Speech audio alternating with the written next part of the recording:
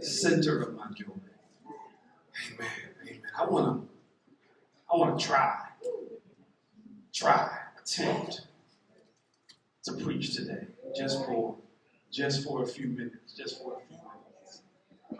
from the subject title, "Don't Get Stuck in Dothan." Tell your neighbor, don't get stuck in Dothan. Find another neighbor and say, neighbor, don't get stuck in Dothan. Don't get stuck in Dothan.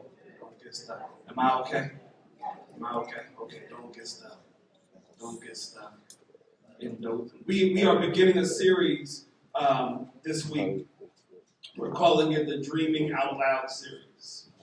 And so for the next 6 to 8 weeks, we're going to walk through the end of October. For the next 6 to 8 weeks, we are going to be looking at the life of Joseph.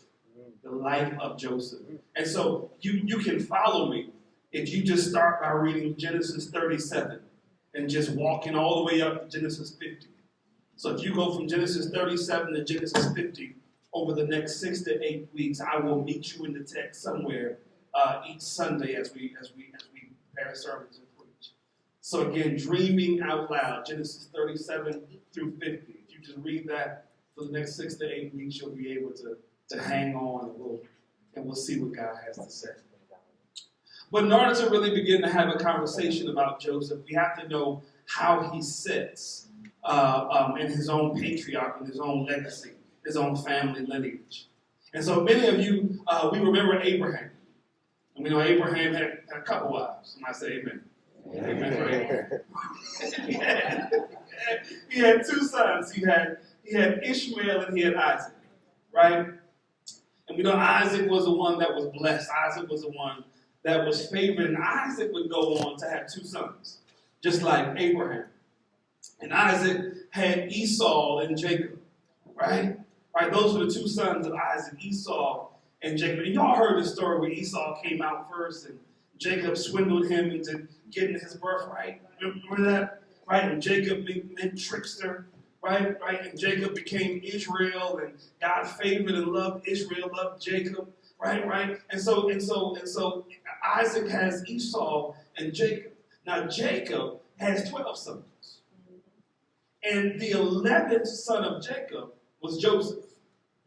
And so Joseph is the favored son of Jacob. And one of the reasons why Joseph is favored by Jacob is because Joseph was the first son born to Rachel, who Jacob really loved. And so Jacob had a bunch of wives, but the one who he was fighting for, the one who he was in love with was Rachel. And Joseph is the first son of Rachel.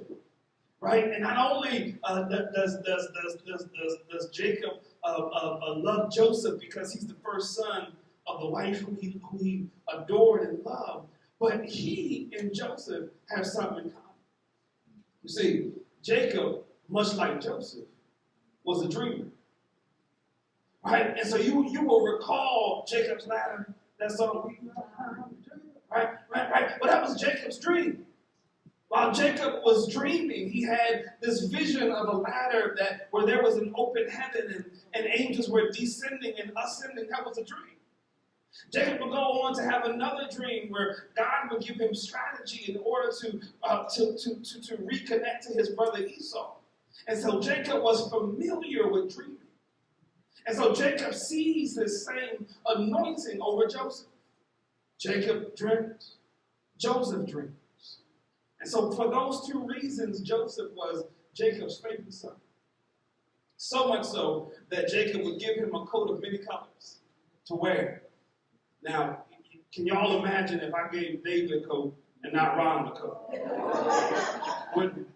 In fact, I have to say it the other way, just in case they ever listen back to this sermon. Can y'all imagine if I gave Ronald a coat and not David? Wouldn't go well.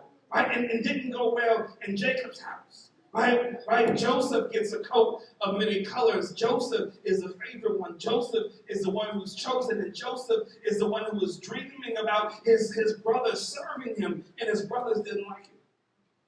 His brothers began to chastise him. And every time Joseph would dream, his brothers would chastise him. To the point that even his father began to scold him. And so his brothers would go off and do stuff and leave Joseph all by himself. And one day, his father says, go check on your brothers who are in Shechem. So Joseph goes down to Shechem to check on his brothers and discovers they have moved to Dothan. And when he gets to Dothan, when he gets to the place of where his brothers are, they see him coming. And they plot and plan to kill him in Dothan.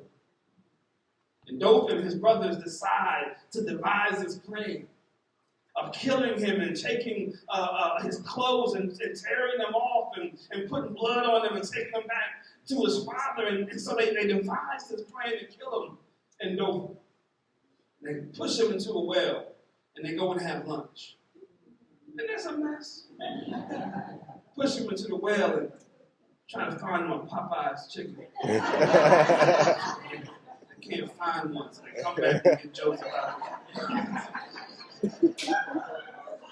They push him into the well. And while he is in the well, they decide to change their plans, and instead of killing him, they sell him into slavery. Pull him out of the well and sell him into slavery. But what's interesting to me is the words they say when he gets to Dothan. Here comes that dreamer. When a dreamer goes to Dothan, something happens. This would not be the first or last time you will hear of this territory, this region, this place called Dothan. In fact, if you were to check your Bibles, you would find again in 2 Kings, the 6th chapter, that Dothan is also the same place that Elijah was from. Elijah, who was the first major prophet, lived in Dothan. And in fact, in 2 Kings, the 6th chapter, while Elijah was in Dothan, the Aramean king sent his army to Dothan to kill Elijah. When they get to where Elijah is in 2 Kings, the 6th chapter, when the Aramean army gets to where Elijah is, God blinds the eyes of the army and opens the eyes of Elijah and his servants, and they discover that even though their enemy is surrounding them, their angels are surrounding their enemy. And so in Dothan, when the enemy came to attack Elijah, what you find out is even my enemy is surrounded by my God. And Elijah says these words in 2 Kings, the 6th chapter, there are more with us than against us. Y'all heard those words before? That's Dothan. That's Dothan. That's Dothan. So the question becomes, number one, how do you get to Dothan? And then number two, which I think is a critical question, how do you get out? Somebody say amen. Amen. Amen. Amen. Amen. So I want to deal with number one, how do we get to Dothan? How do we get to Dothan? Here is the reality. Only dreamers get to go to Dothan.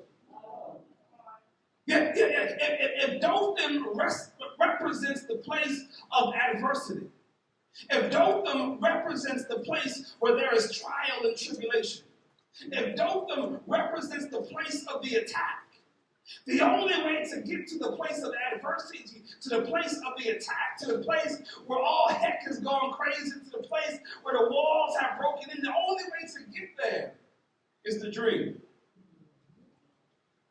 Y'all quiet. Watch this. If your dream isn't big enough, you haven't faced any real adversity. Y'all get that? If it's just been smooth sailing and what's the color spoon? Silver spoon. Silver spoons. Then perhaps you haven't experienced some dope. But anyone who has ever had a dream, anyone who has ever thought about something that God was working on the inside of them, anyone who was ever tired of going through what they were going through and ready for God to take them to the next level of what God was doing in their life would tell you, and the first place they show up in is Dothan. Isn't it interesting that the first thing that happens once you make a decision about your destiny, a decision about what you are going to do, a decision about what you hear God say, isn't it interesting? And the first thing that happens is that you're met with adversity. Am I the only one that has that happen? I decided I was going to get in shape. And woo, my alarm clock didn't go off. See, I was going to go to the gym.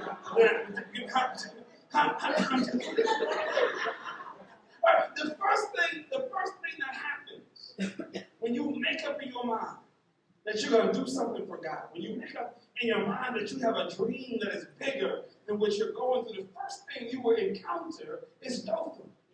The first thing you will encounter is adversity. The first thing you will encounter is some mess. The first thing you will encounter is challenge.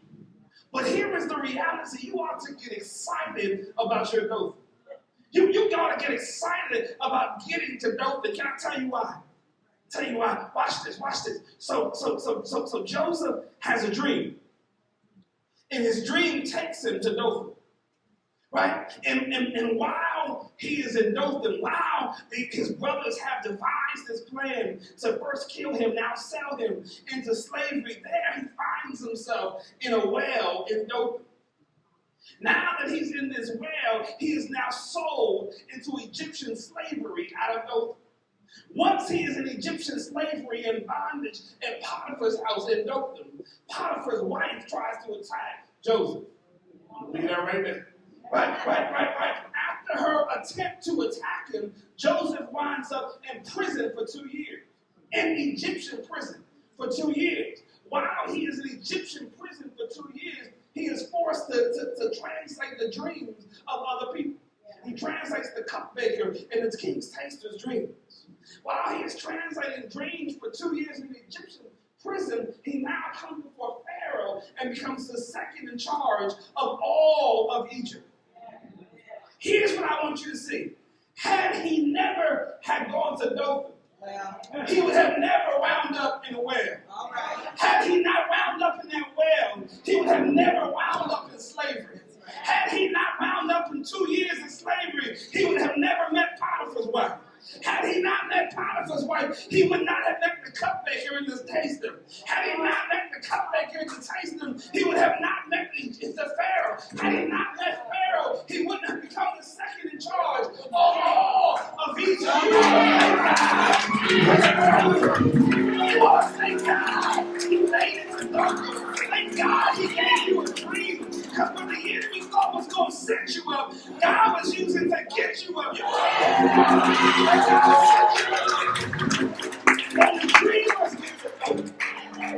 Thank God for the adversity you have come through.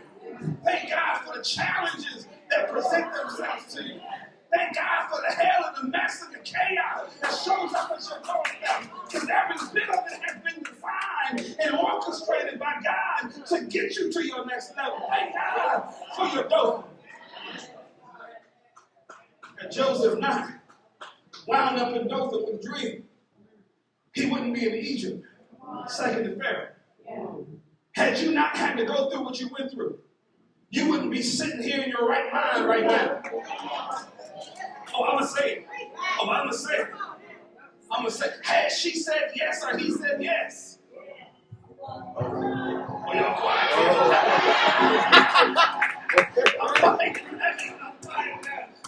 What works? Should you have been able to get the job you went after? Should you have been able to get the house you went after? Should you have been able to get the degree of thing you were going after the first time you went there? I guarantee you wouldn't be sitting here right now, but thank God you had to go through Dothan. Thank God you had to go through. You had to go through Dothan. Somehow get excited. Get excited for your Dothan. So Pastor, I get it. I get how we get to Dothan. We got to have a dream. We got to have something that's bigger than what we can accomplish on our own. We got to have something that scares us. We got to have something that makes us push forward. Pastor, I get it. We can't be comfortable where we're at. But once we have a dream, once we have an idea that God has more for us than where we're at right now, the first territory we have to conquer is our Dothan. Pastor, I get it. But help me out because I'm tired of Dothan. Somebody say amen. I've been sitting there looking at these well walls. I'm ready to get out of it. How do I get out of Dothan? I know how to get here. How do we get get to the next level that God has taken us to, I want to take you back to the text. In the text, Joseph is in the well in Dothan. In the text, his brothers have ripped his clothing and beat him down and pushed him into this well. The text says that while he is in the well, after his brothers have sufficiently fed themselves at his despair, they decide to sell him into slavery.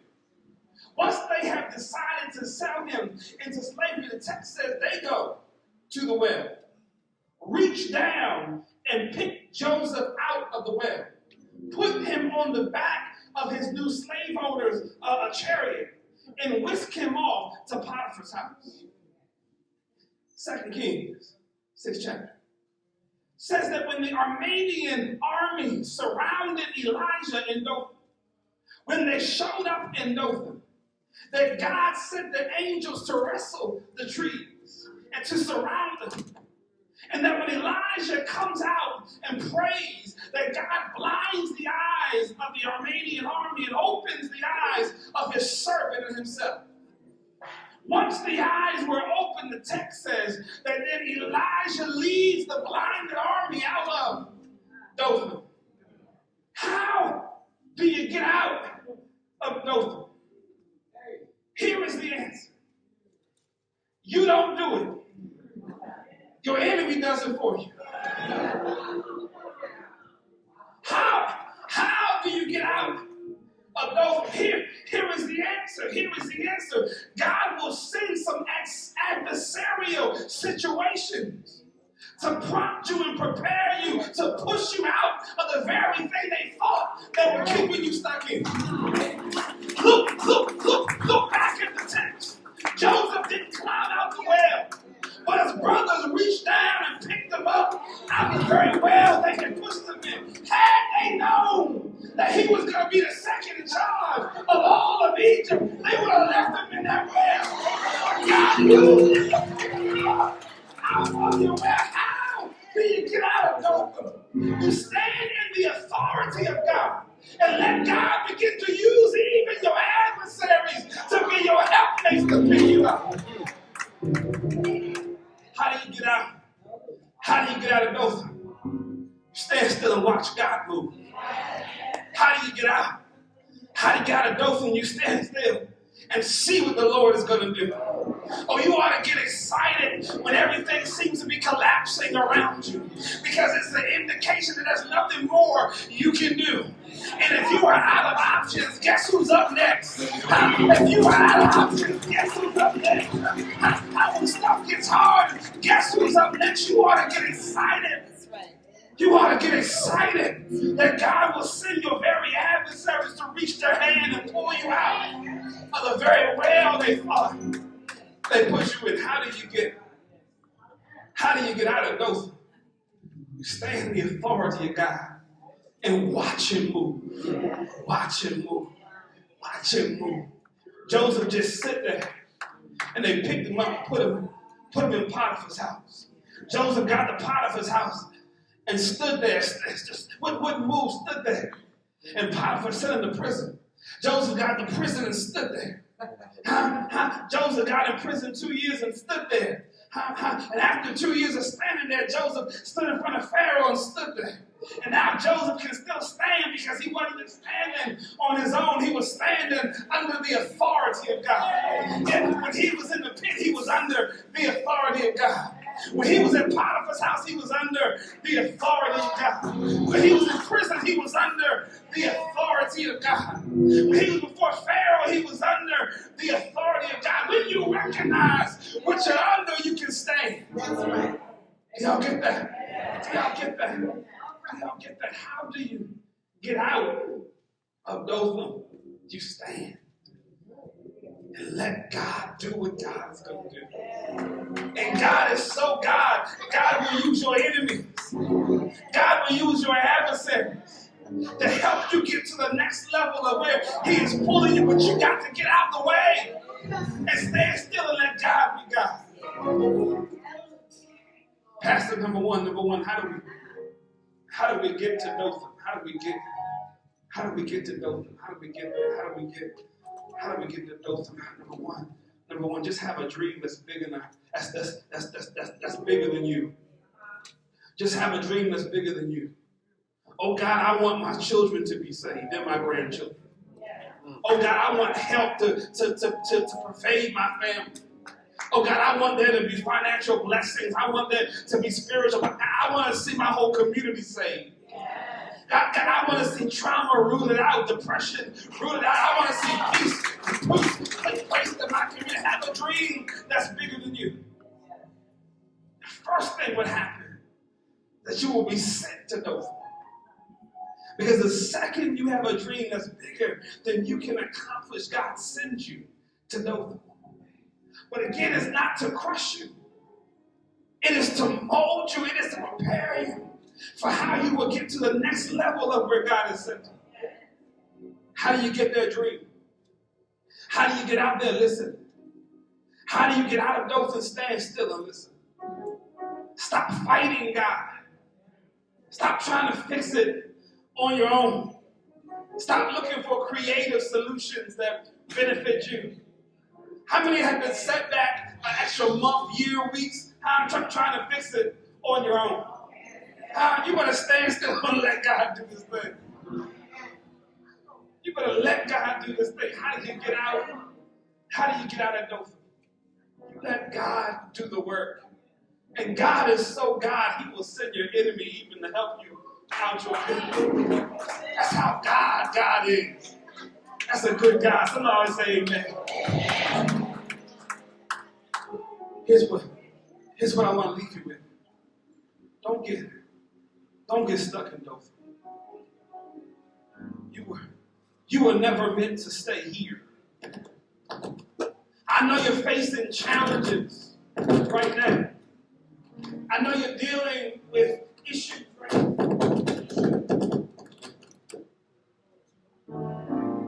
All right, we good? Okay. I know you're dealing with issues right now. But don't get stuck in Dothan. Recognize that what God is taking you through right now is literally just a moment in time.